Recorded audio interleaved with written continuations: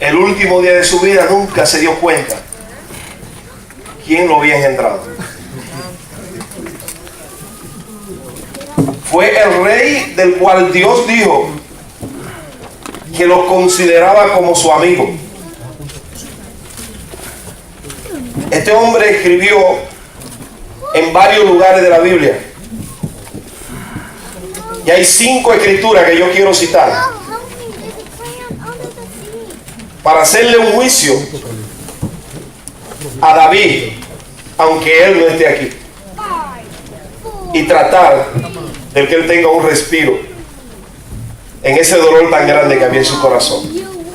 Yo quisiera que me pongan en la pantalla el Salmo 69:8. Salmo 69:8. En la Biblia hebreo, Tehilín 69:8. Dice David hablando: extraño he sido para mis y desconocido para los hijos. Y era que la mamá de él tenía hijos que no eran parte de él. O sea, él era el octavo de una familia que tuvo 8 hijos. Pero este muchacho, en una desesperación, dice que él ha sido extraño para mis hermanos. Y es terrible observar que David llega al reinado, y después que David está reinado, no aparece una sola palabra en la cual él esté llamando o dando una posición a uno de sus hermanos, o cuidado más, hablando de su papá. Nunca.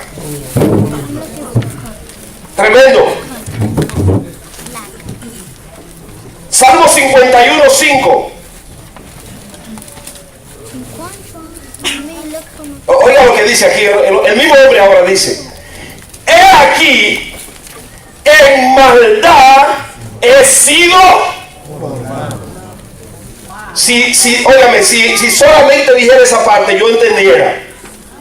Pero cuando él ahora agrega la otra parte, donde él dice, y en pecado, wow, ¿qué había en la mente de este hombre? ¿Qué estaba él pensando cuando él escribe esto? He aquí, en maldad he sido formado, y en pecado me concibió ¿quién?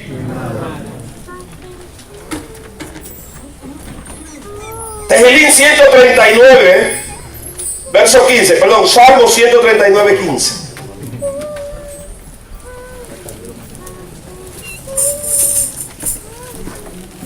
No fue encubierto de ti mi cuerpo, bien que en oculto fui y entretejido en lo más profundo.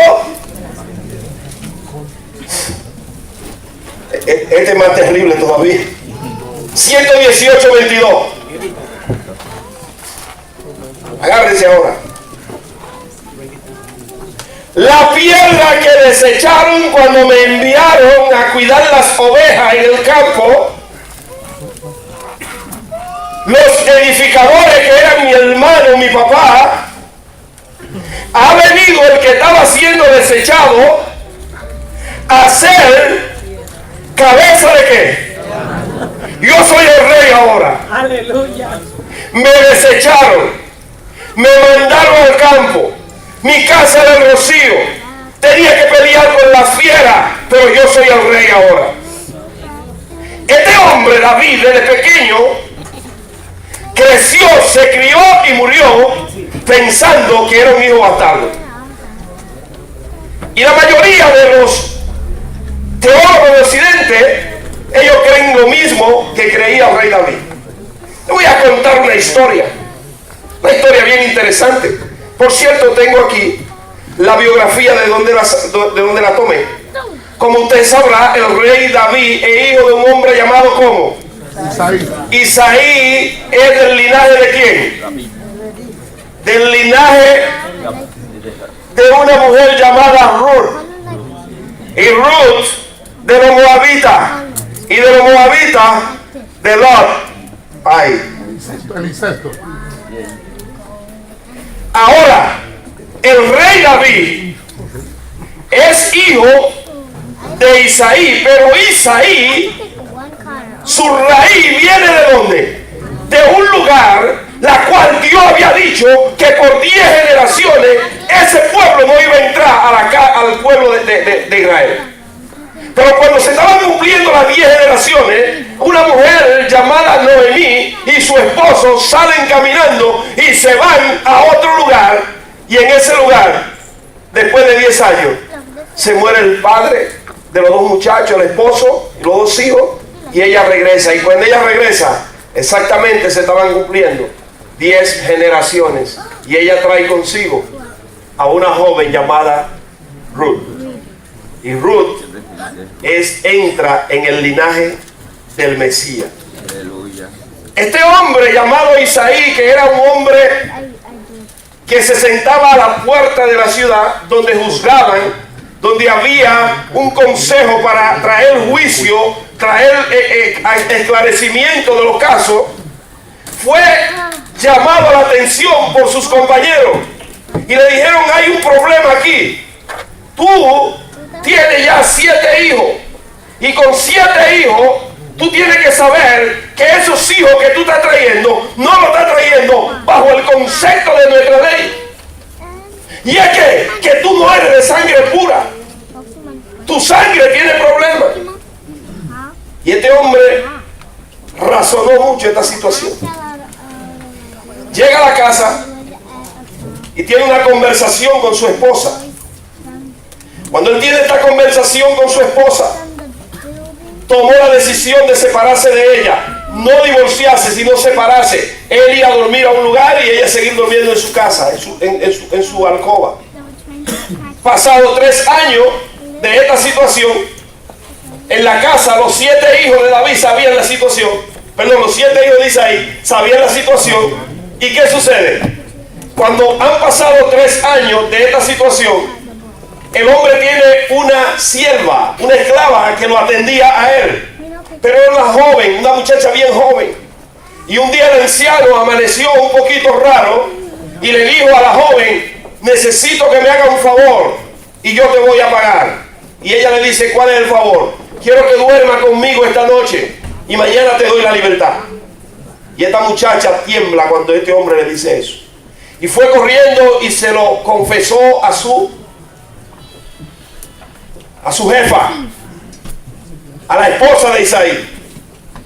Y cuando la esposa de Isaí escucha esto, le dice a ella: esto hay que resolverlo. Hagamos lo siguiente. ¿A qué hora él te dijo que fuera? A tal hora.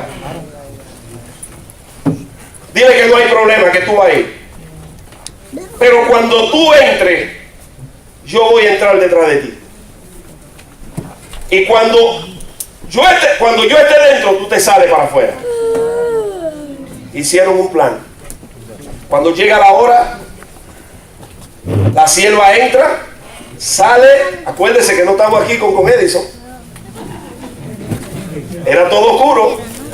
Sale y entra la verdadera esposa. Y esa noche tiene relaciones con su esposo. Y esa noche quedó embarazada. Y como las 3 veces cuando sale embarazada ella, comenzó el murmullo. ¿Dónde? Con el viejo, con los hermanos, y todo el mundo estaba comentando qué había pasado, porque todo el mundo sabía que Isaí no dormía con ella. Pero al día siguiente de esa relación, Isaí le dio la libertad a la esclava.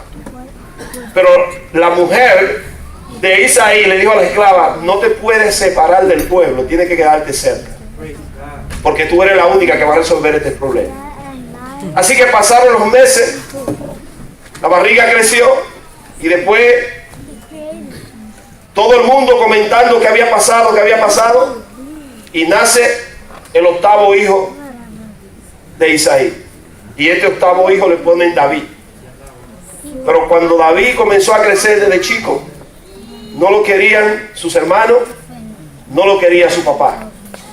Era el niño odiado, la oveja negra. Y ahorita usted va a entender por qué él no fue invitado al sacrificio. Así que él fue llevado ¿a dónde? Al campo. Esa tarea que hacía David era una tarea que estaba destinada para esclavos, pero allá en el campo lo tenían a él. ¿Qué sucede con el tiempo? David crece y sigue allá en el campo, y se da la situación de ¿qué? Del problema del rey Saúl, y David comienza a cambiar de posición. Pero cambiando David de posición, él seguía siendo odiado por su hermano. Cuando su hermano está en el campo de batalla y él va por orden de su papá, su hermano lo tratan malísimo a él, porque no lo querían, entendían que él era un hijo bastardo. Pero había una persona en casa que sabía que él no era bastardo, y una persona fuera de casa que sabía que él no era bastardo. Pero él se estaba criando así, y así se crió. Hasta un día que la sierva, la mamá de él, está en la cama para morir. Y cuando está en la cama para morir, mandó a buscar a Isaí. Tráiganme a Isaí. Y cuando traen a Isaí, aparece la esclava. Y le dice a la mujer: David es tu hijo. Ella nunca se acostó contigo. Y le contaron la historia. ¿Qué hace Isaí? Debía de ir corriendo a contárselo a David, pero nunca lo hizo. ¿Por qué? Por miedo a que David, siendo ya un rey con la posición que tenía, podía venir y dañar a quién, a sus hermanos y a él mismo. Así que nunca se lo contó. Y muere la mamá, y muere Isaí, y David nunca se enteró de quién eran sus padres. Él sabía quién era su mamá, pero siempre pensó que su padre era alguien de afuera. ¿Qué llevó a este muchacho? ¿Cómo esto lo afectó a él? Bueno, lo afectó de una forma tan terrible que cuando él tenía un problema, él no tenía a quién contárselo. Y al único lugar donde él iba era ¿donde quién? A donde Jehová. Y no importara cuál era el problema que él tenía, él solamente sabía ir ¿donde quién? Jehová. Donde Jehová. ¿Por qué? Porque Jehová era ¿quién? Era su consejero. Y es aquí que cuando él tiene el grande pecado con la mujer de Urías, y él es descubierto. Cuando él es descubierto, él escribe un salmo. Y en este salmo él dice: como el ciervo brama por la corriente de las aguas, así brama por ti, oh Dios, el alma mía. Gloria a Dios. Pero ¿qué era lo que David estaba diciendo con esto? Se estaba descargando. ¿Por qué? Porque había sido descubierto por el pecado que había tenido. Pero él toma una figura del campo. Él dice: como el ciervo. ¿Alguien aquí conoce que es un ciervo? Amén. Pero dice que este animalito anda ¿por dónde? Suéltalo. Anda por las corrientes de las aguas. Dice: mi alma está como el ciervo, buscando por la corriente de las aguas. ¿Y por qué este animalito hacía eso? Porque él tenía 3 enemigos. ¿Cuál de los 3 era más peligroso? Tenía un enemigo que era tan rápido que a una distancia de 50 pies de largo o de distancia, él alcanza de 0 a 51 kilómetros por hora en solo 3 segundos. 3 segundos le toca a un guepardo alcanzar la velocidad de 55 kilómetros por hora. 3 segundos. Y su área de ataque son 50 pies de distancia. Así que cuando él está a 50 pies de distancia, su presa tiene que ser extremadamente rápida para poder escapar de él. Así que el primer enemigo que tenía o que tiene el ciervo es el guepardo, el tigre, el chita, como le quiera llamar. Pero como él tiene este enemigo que es tan peligroso, él también se cuida de otro enemigo. Y David se dio cuenta de esto, y es que que de la única forma que un enemigo de estos tan terribles puede atrapar a un siervo es cuando el siervo está comiendo. Cuando el siervo baja la cabeza para buscar comida, es vulnerable. Así que los enemigos lo están acechando. Eso indica que cuando él tiene la cabeza para abajo, cuando el cristiano tiene la cabeza para abajo, los enemigos se van a multiplicar.